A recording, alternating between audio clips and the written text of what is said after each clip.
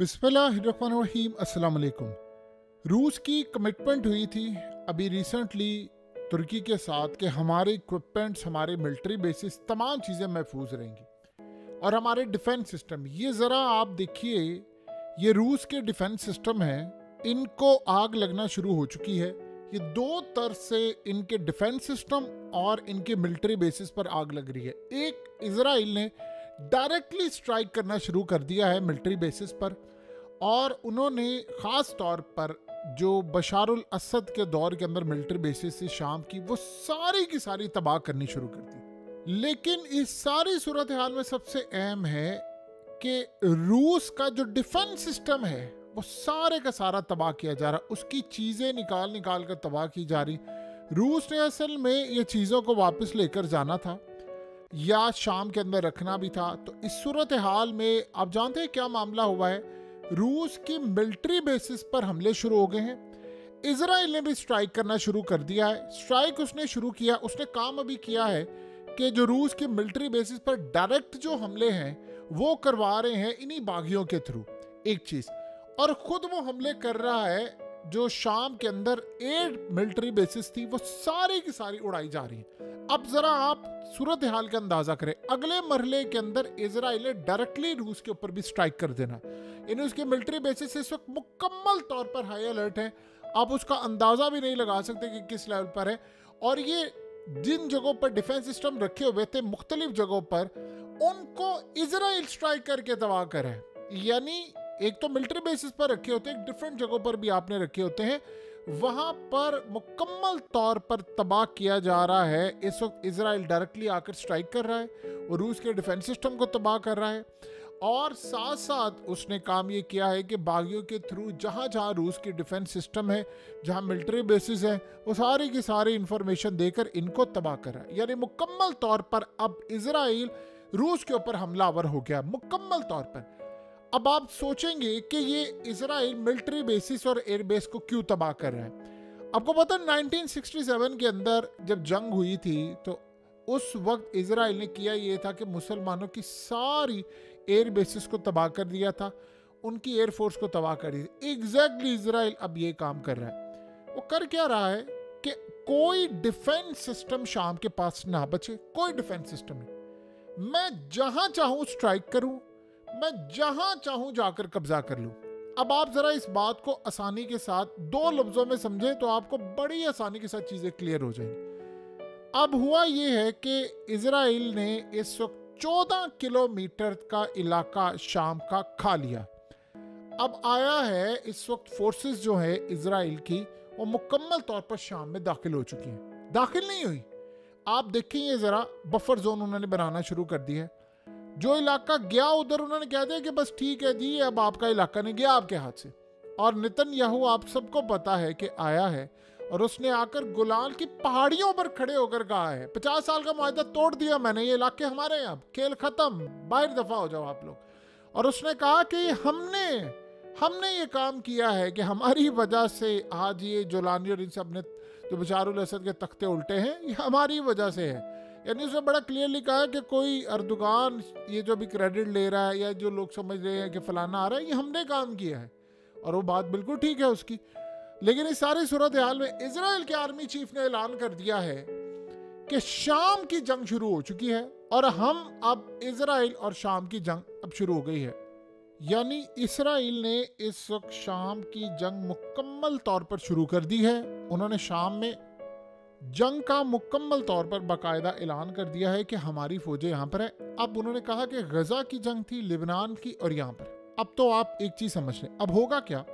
Israel ये चाहेगा कि रूस को मैं तबाह करूं, अब ये सारा डिफेंस सिस्टम तबाह करने। एक तो शाम के पास कोई डिफेंस सिस्टम ना रहे, ना S-400 हो ना कुछ। अब जहां S-400 ये चीजें हैं, अब दो यहाँ सूरत हाल होगी। या तो इसराइल डायरेक्टली अब स्ट्राइक करेगा जो खास तौर पर रूस की मिलिट्री बेसिस है खुद वहां पर, जो बागियों से तो वो करवा ही रहे हैं, लेकिन बहुत सारी जगह ऐसी हैं कि जहां पर बागी यानी इतनी आसानी से नहीं जा सकते, ये डायरेक्टली स्ट्राइक कर सकते हैं। तो वो काम ये करेगा कि अल्टीमेटली एक वार्निंग जारी कर देगा कि या तो मैं तुम्हारी मिलिट्री बेसिस तबाह कर रहा हूँ या तुम यहाँ से लेकर निकल जाओ। दो रास्ते हैं तुम्हारे पास और टाइम इतना, इसके अलावा कोई काम नहीं हो। क्योंकि इस सारी सूरत हाल में अब रूस ने जो भी इजराइल या कोई स्ट्राइक करेगा उसको रोकना नहीं है, उन्होंने सिर्फ अपना दिफा करना है कि जो हमारे वहाँ पर फौजी हैं ये सब कुछ है, इसके अलावा कोई सूरत हाल नहीं। अब असल में हो ये रहा है कि अर्दोगान से बातचीत या तुर्की से बातचीत करके रूस अपनी तमाम चीज़ों को क्लियर कर रहा है। अब उसके बाद आप देखें कि इजराइल के अंदर ऐलान हो गया है फौज की जानिब से कि लेबनान को भी फतह कर लिया जाए। अब ये करने जा रहे हैं लेबनान को फतह, ये जो इन्होंने कहा, यही तो ये चाहते थे। शाम के अंदर इतनी बड़ी लड़ाई हो गई, शाम में हिजबुल्लाह की मिलिट्री बेसिस या उनके जो खास तौर पर सप्लाई चेन थी कट कर दी उन्होंने, हथियार नहीं जा रहे, डिफेंस सिस्टम सब कुछ मुकम्मल तौर पर जो रूस दे रहा था, ईरान दे रहा था, ये जो सब कुछ जा रहा था खत्म हो गया खेल। अब इजराइल शाम पर कब्जा कर लिया। ये जो जश्न मना रहे हैं, ये जुलानी ये वो सारे ये बड़े खुश हो रहे हैं। इनसे पूछे इसराइल पर हमला कब करना है? शाम का 14 किलोमीटर का आपका इलाका खाली है। ये मनाजिर देखें जरा, दमिश्क के ऊपर हमला देखें किस तरह किया उन्होंने, उड़ा कर रख दिया पूरे का पूरे दमिश्क को, मिलिट्री बेसिस उड़ा दिए, एयर बेस उड़ा रहा है। कहाँ हैं आप लोग? आपको पता है क्या खतरनाक सूरत हाल पैदा हुई है? ये जुलानी ये जो सारे आए हैं, ये इतनी वीक आर्मी है, इतनी वीक आर्मी है कि इसराइल सिर्फ अपने दान से इन सबको चबा डाले। यानी वो आकर इन पर स्ट्राइक कर देगा, ये क्या उखाड़ लेंगे उसका? इनके पास तो कोई सूरत हाल है ही नहीं, ये इसराइल का मुकाबला करेंगे।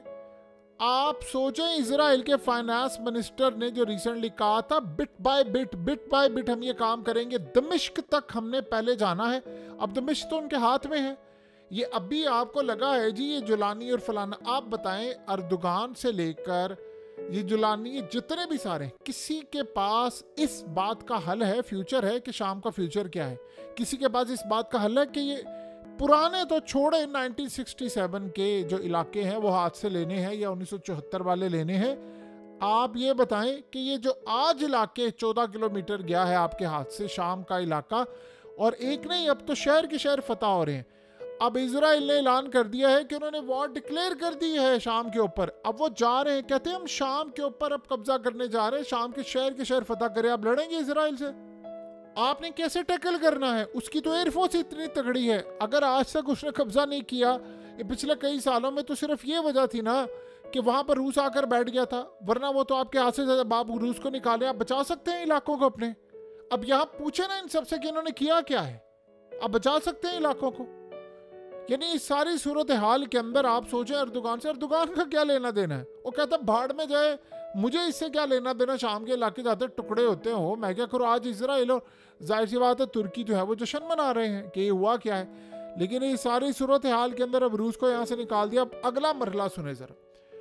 ट्रंप की मुलाकात हुई है मैक्रन से, मैक्रन ने आगे ज़ेलेंस्की से मुलाकात करवाई है। अब आप मनाजिर देखें, यानी ये मुलाकात हुई है और ट्रंप के फेस एक्सप्रेशन भी देख सकते, मतलब वही एज यूजुअल होते। ज़ेलेंस्की ने क्या कहा है आगे से? कहता मैं ट्रंप का पीस प्लान रिजेक्ट कर देता हूं, नहीं मानता मैं। कहता है ये ट्रंप और ये अमेरिका का सदर ये कौन होते हैं आकर, ये समझते हैं कि इतनी बड़ी जंग को बस सिग्नेचर करेंगे और खत्म हो जाएगी। मैं ट्रंप का पीस प्लान रिजेक्ट करता हूं, किसी सूरत जंग बंदी नहीं होगी रूस के साथ। अब जाहिर सी बात है इस वक्त तो उसने नहीं करनी।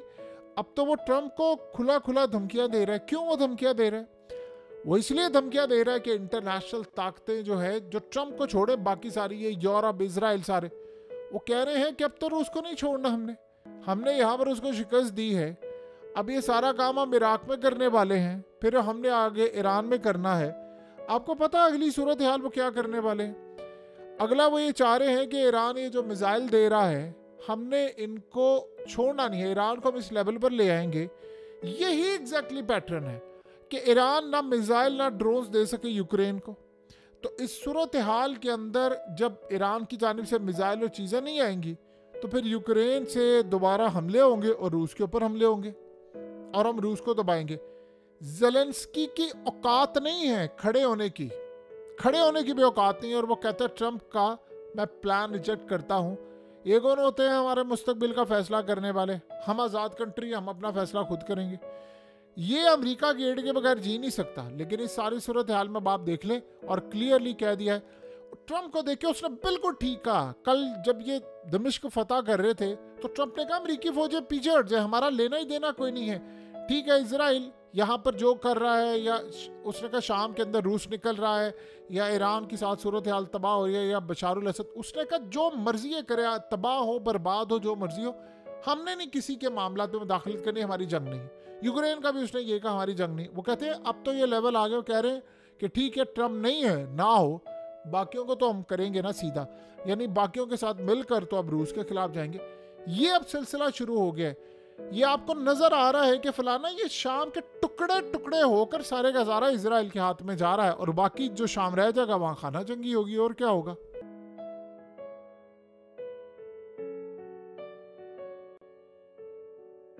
हकीकत टीवी को सब्सक्राइब करना मत भूलें, वीडियो को लाइक करें, शेयर करें और कमेंट सेक्शन में अपनी राय का इजहार जरूर करें।